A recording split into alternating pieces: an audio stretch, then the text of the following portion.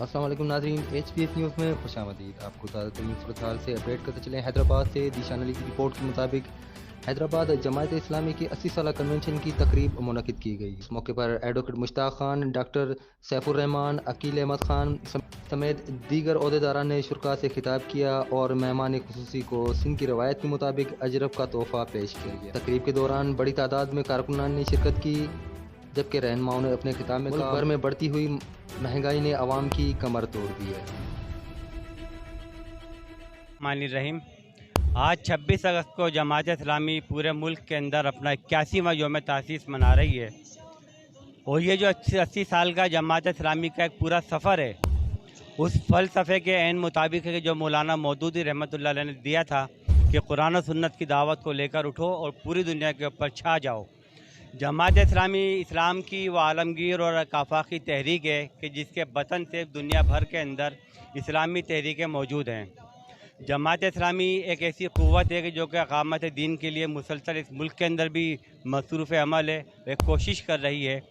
الحمدللہ کون سا ایسا شعبہ ہے کہ جس میں جماعت اسلامی نے اس ملک کو قوم کی خدمت نہ کی ہو۔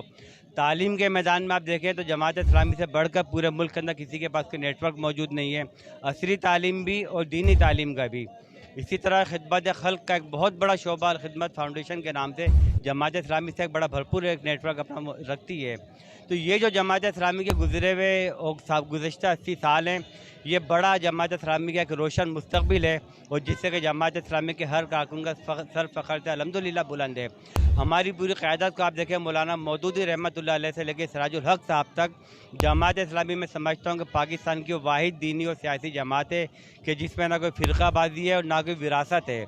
مولانا مودودی کے بعد میاں طفیل محمد صاحب امیر بنتے ہیں، میاں طفیل محمد کے بعد قاضی حسین احمد صاحب امیر بنتے ہیں، قاضی صاحب کے بعد منور حسن صاحب اور آج سراج الحق صاحب۔